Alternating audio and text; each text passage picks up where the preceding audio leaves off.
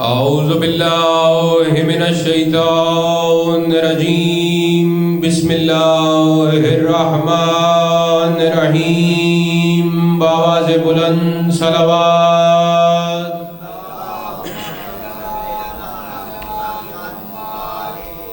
الحمدللہ رب العالمین والعاقبۃ للمتقین والصلاة والسلام علی خیر خلقہ محمد وآلہ اجمعین بآواز بلند صلوات۔ صلوات کا پڑھنا بہت بڑی اور عظیم عبادت ہے، ایک بار مل کے بآواز بلند صلوات۔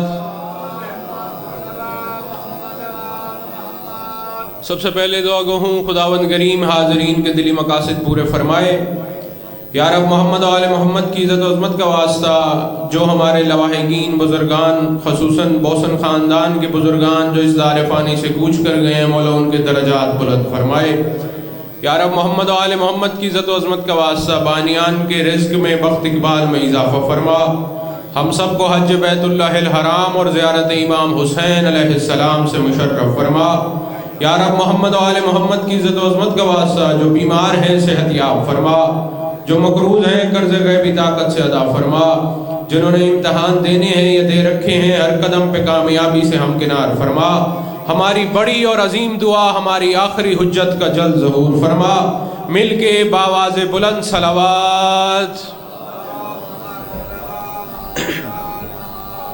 نعرہ تکبیر، نعرہ تکبیر، نعرہ رسالت، نعرہ رسالت، نعرہ حیدری، نعرہ حیدری۔ توجہ ہے، بات شروع کی جائے۔ زیادہ لمبی چوڑی گفتگو ہی نہیں کرنی، لیکن میرا ارادہ یہ ہے آپ کی توجہ کے بعد جتنی دیر بھی آپ کے سامنے ہوں آپ کو ولایہ علی ابن ابی طالب کے نشے دلا کے جاؤں۔ میرے واجب الاحترام اختر عباس یزدانی صاحب تشریف فرمائے، خاص توجہ جناب۔ علی بادشاہ وہ عظیم ہستی ہیں، اگر کوئی بندہ مجلس میں بیٹھ کے ایک بار یا علی کہہ دے اسے ختم قرآن کا ثواب مل جاتا ہے۔ ایک مرتبہ کو یا علی کہہ دے تو اسے ختم قرآن کا ثواب ملتا ہے، قرآن پورے پڑھنے کا ثواب مل جاتا ہے۔ ایک وہ قرآن ہے، صاحبان ممبر بھی تشریف فرمائے، فخر شاہ جی خاص آپ سے دعا کا طلبگار ہوں۔ ایک قرآن وہ ہے جو اللہ نے بھیجا ہے، 30 پارے ہیں، ہم پڑھتے ہیں، ثواب زیادہ ہے، پڑھنے کا بہت زیادہ ثواب ہے۔ ضروری نہیں ہوتا وہ 30 پاروں والا قرآن ہر بندہ پڑھے اسے ثواب بھی ملتا ہو، ضروری ہے۔ آپ حیران ہو رہے ہو، اگر کوئی ہندو ہمارا یہ قرآن پڑھتا ہے ثواب ملے گا، کوئی عیسائی پڑھتا ہے ثواب ملے گا، کوئی یہودی قرآن پڑھے ثواب ملے گا۔ تو سوال کرو نا، ثواب کس کو ملے گا؟ ثواب قرآن پڑھنے کا اس کو ملے گا جس کے دل میں علی ابن ابی طالب کی ولا ہوگی، اس کو قرآن پڑھنے کا ثواب ملے گا۔ میدان معاشر میں قیامت والے دن میدان معاشر میں ہر عبادت نورانی پیکر میں موجود ہوگی، ہر عبادت۔ توجہ نیاز حسین میری طرف رکھنی ہے، ہر عبادت میدان معاشر میں قیامت والے دن نورانی پیکر میں موجود ہوگی۔ نماز پڑھتے ہو عبادت ہے، نورانی پیکر ہوگا۔ زکوٰۃ دیتے ہو عبادت ہے، نورانی مجسم لباس میں زکوٰۃ موجود ہوگی۔ حج نورانی پیکر میں، زکوٰۃ، خمس، جتنی عبادتیں ہیں نورانی شکل میں قیامت والے دن میدان معاشر میں موجود ہوں گی۔ جو قرآن پڑھتے ہیں ہم، 30 پاروں والا قرآن ہے، یہ بھی میدان معاشر میں موجود ہوگا نورانی شکل میں۔ کیا کرے گا قرآن قیامت والے دن؟ اپنے ایک پڑھنے والے قاری کی کلائی میں ہاتھ ڈال کے بارگاہ رب العزت میں اللہ کے سامنے آ کے قرآن کہے گا، میرے اللہ یہ میرا قاری ہے، تو نے اسے جتنی زندگی دی ہے میری تلاوت کرتا رہا ہے، دن میں اتنے ختم کرتا تھا، رات کو اتنی تلاوت کرتا تھا. جاگنا جو علی کی ولا سن کے خوش ہوتا ہے اس سے بات کرنے لگا ہوں. قرآن اللہ کو کہہ رہا ہے میرا قاری ہے. اتنی تلاوت کرتا تھا, رات کو اتنے ختم کرتا تھا, رمضان میں اتنا پڑھتا تھا, سفر پہ جاتا تھا تو میری تلاوت کرتا تھا, سونے سے پہلے قرآن پڑھتا تھا, جاگنے کے بعد قرآن پڑھتا تھا. اب میں قرآن ہو کے کہتا ہوں اسے جنت بھی بھیج دے, اس کے گناہ بھی معاف کر دے, تو آواز قدرت آئے گی, قرآن مجھے یہ نہ بتا اس نے تجھے کتنا پڑھا ہے, اس نے تجھے کیسے پڑھا ہے, اور بلکہ مجھے یہ بتا کیف کان تسلیمہ لما انزلت فیک من ولایت علی ابن ابی طالب, اور مجھے یہ بتا جو تیرے اندر علی کی ولا تھی اسے مانتا تھا یا انکاری تھا.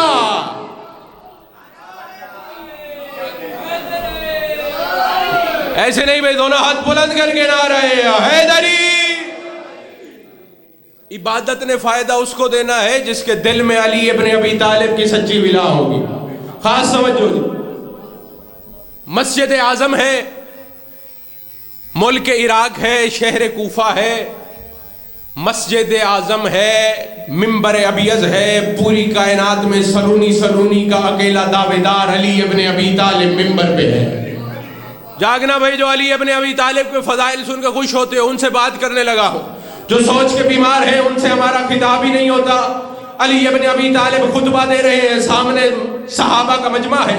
خطبے کے دوران علی ابن ابی طالب نے انگلی کا اشارہ کیا. ایک بندہ کھڑا ہو گیا, یا علی انگلی کا اشارہ کیوں کیا ہے؟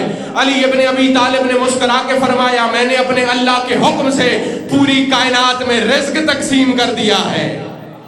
جاگنا بھائی جاگنا, انگلی کا اشارہ مولا کیوں کیا ہے؟ مولا نے مسکرا کے فرمایا اللہ اپنے اللہ کے حکم سے پوری کائنات میں رزق تقسیم کر دیا ہے. یہ بندہ اٹھ گیا, گھر گیا, اس نے ایک ڈبی لی, اس میں چھوٹا سا کیڑا بند کیا, اس ڈبی کو اٹھا کے جیب میں اگلے دن مسجد میں آ کے بیٹھ گیا. علی ابن ابی طالب ہے, اسے پتہ نہیں تھا علی عام ذات نہیں ہے, اللہ کی صفات کے مظہر کو علی ابن ابی طالب کہتے ہیں. علی ابن ابی طالب منبر پہ خطبہ دے رہے ہیں. اگلے دن پھر علی ابن ابی طالب نے اپنی ید اللہ ہاتھ کی ایک انگلی سے اشارہ کیا. یہ بندہ کھڑا ہو گیا, یا علی آج آپ نے انگلی کا اشارہ کیوں کیا ہے؟ جاگنا بھائی جاگنا جو علی کی ولا سن کے خوش ہوتا ہے. علی ابن ابی طالب نے مسکرا کے فرمایا آج بھی میں نے اپنے اللہ کے حکم سے پوری کائنات میں رزق تقسیم کر دیا ہے. یہ کہتا ہے یا علی دیکھ لو کوئی چیز رہ تو نہیں گئی.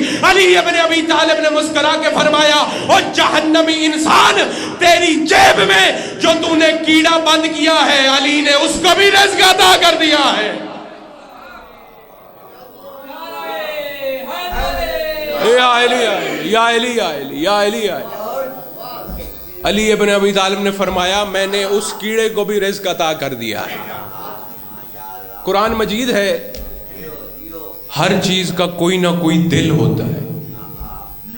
انسان کا دل بھی ہے جو آپ کے سینے میں ہے, قرآن کا دل بھی ہے. قرآن مجید کے دل کو سورہ یاسین کہتے ہیں. انسان کا دل ہے, جس چیز کا بھی دل ہے وہ دھڑکتا ہے تو کوئی آواز آتی ہے. انسانی دل ہے, جب دھڑکتا ہے تو دھک دھک کی آواز آتی ہے. جب سورہ یاسین قرآن کا دل دھڑکتی ہے ہر آیت سے یا علی کی صدائیں آتی ہیں. قرآن مجید ہے, کس نے بھیجا ہے؟ کائنات کا خالق بھی ہے, کائنات کا مالک اللہ, اس نے بھیجا.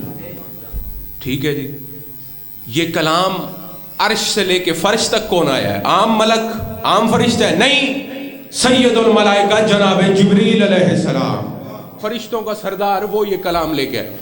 کس کے سینے پہ اترا ہے بھئی یہ کلام؟ عام نبی ہے؟ نہیں, یہ وہ نبی ہے جب تک اس کی نبوت کا, اس کے بھائی علی کی ولایت کا اقرار نبی بھی نہ کرے اللہ نبوت عطا نہیں کرتا. وہ عظیم نبی ہے, بھیجنے والا اللہ, لے کے آنے والے جناب جبریل, جن کے سینے اطہر پہ اترا ہے وہ کائنات پہ رحمت بنا کے بھیجے گئے محمد مصطفیٰ صلی اللہ علیہ وآلہ وسلم.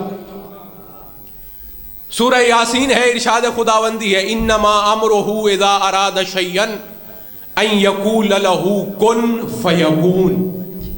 اللہ فرما رہا ہے جب بھی میرا کوئی چیز بنانے پہ امر ہوتا ہے میں کن کہتا ہوں شے ہو جاتی ہے.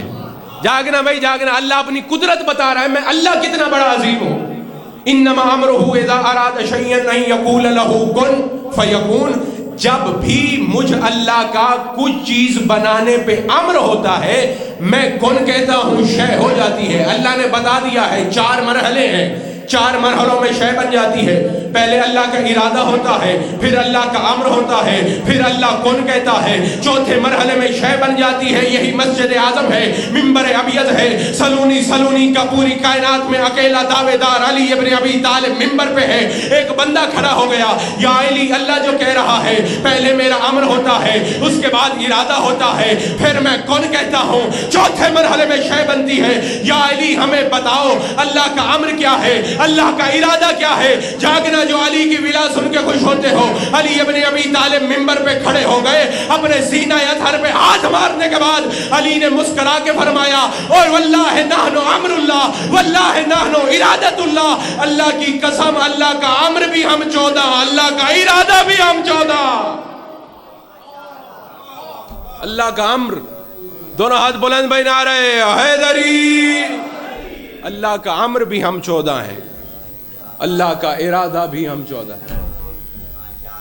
मिलके बावाज़ बुलंद सलावत।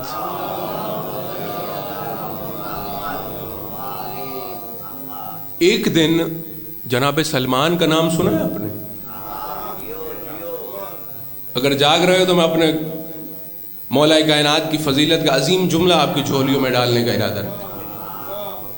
जनाब सलमान और मौला कायनात अली इब्न अबी तालिब, जागना, तवज्जो न्याज़ हुसैन मेरी तरफ, कट्ठे बैठे हैं, खजूरें तनावुल फरमा रहे हैं।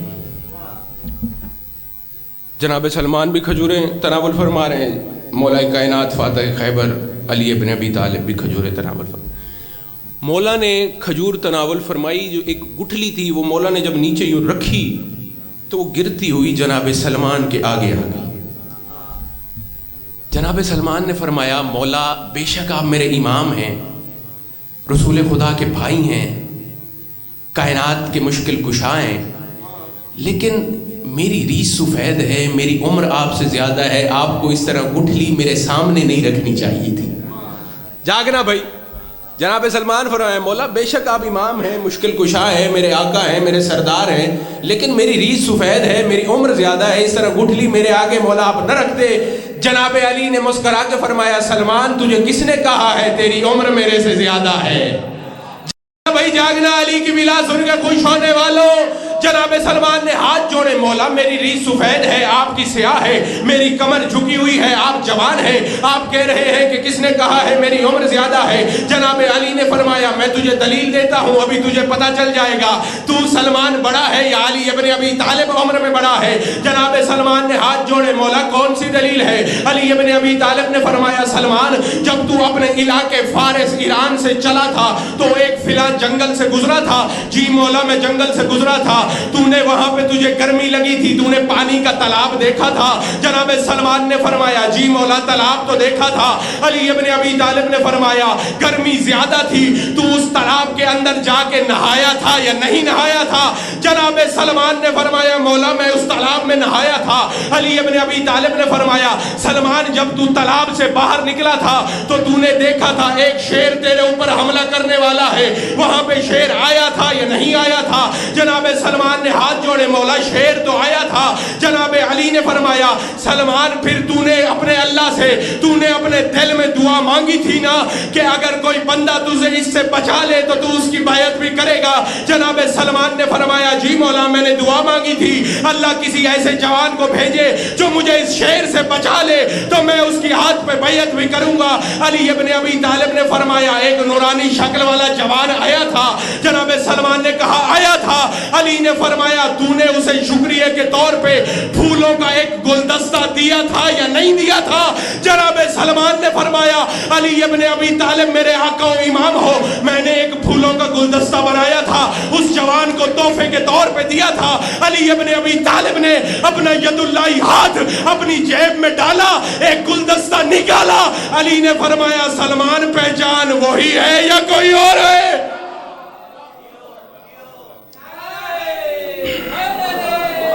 या अली, या अली, या अली। مولا نے فرمایا سلمان پہچان وہی گلدستہ ہے یا کوئی اور گلدستہ ہے؟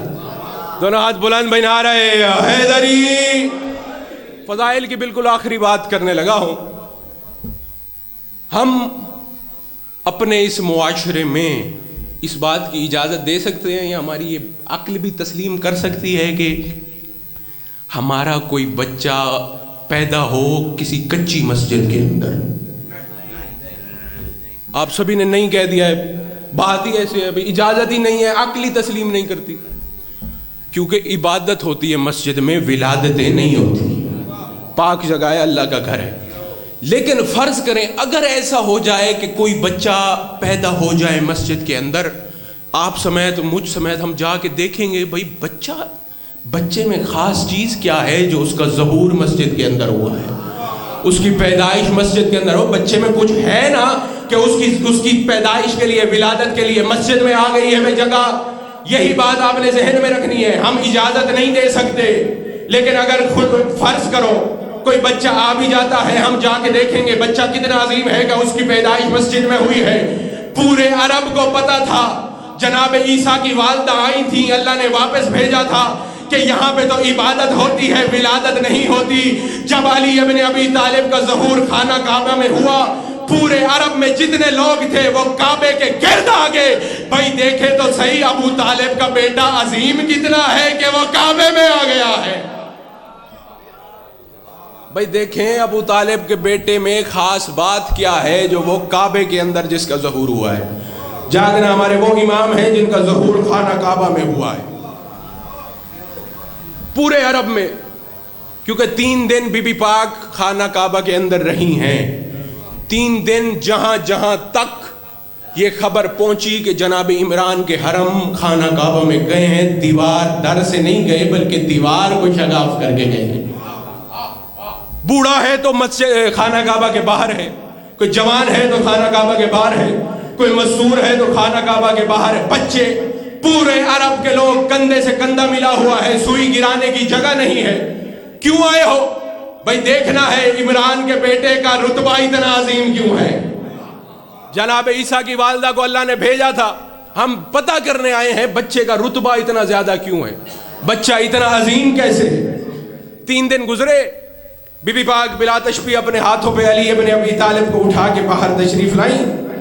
پورا عرب کا مجمع دیکھ رہا ہے, بی بی پاک نے علی ابن ابی طالب کو رکھا رسول خدا کے ہاتھوں پہ. جاگنا بالکل آخری بات کرنے لگا ہوں.